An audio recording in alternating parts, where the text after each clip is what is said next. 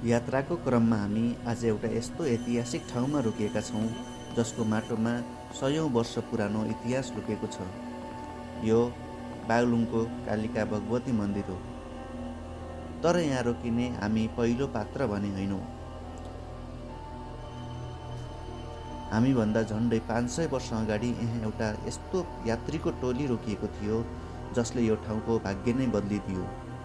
कुरा 15औं शताब्दीको पाल्पाका राजा मणिमुकुन्द सेनकी राजकुमारीको विवाह पर्वतका राजासँग भयो।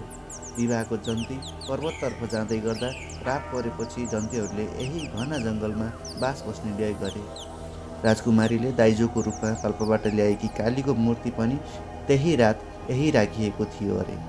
भोलिपल्ट बिहान जब यात्रा सुरु गर्ने बेला भयो, एउटा अचम्मको घटना घट्यो।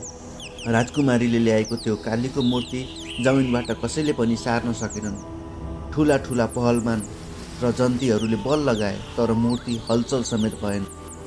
अन्ततः सबैले बुझे यो कुनै संयोग थिएन। यो ठाउँ स्वयं भवानीले आफ्नो वासस्थानको लागि रोजेकी थिइन् र त्यही ठाउँमा बन्यो आजको प्रसिद्ध बागलुङ कालिका मन्दिर। आज 5 शताब्दीपछि हामी त्यही ठाउँमा आइपुग्दा एउटा अर्कै ऊर्जा महसुस हुन्छ। हिजो जन्तीहरू घोडामा आएका थिए, आज हामी बाइकमा आएका छौँ। प्रविधि बदलियो, समय बदलियो, तर यो जङ्गलको शान्ति र यहाँका आस्था अझै उस्तै छन्। यहाँको हरियाली र शून्यता देख्दा साँच्चै लाग्छ भगवान बस्ने स्वर्ग त यही नै रहेछ।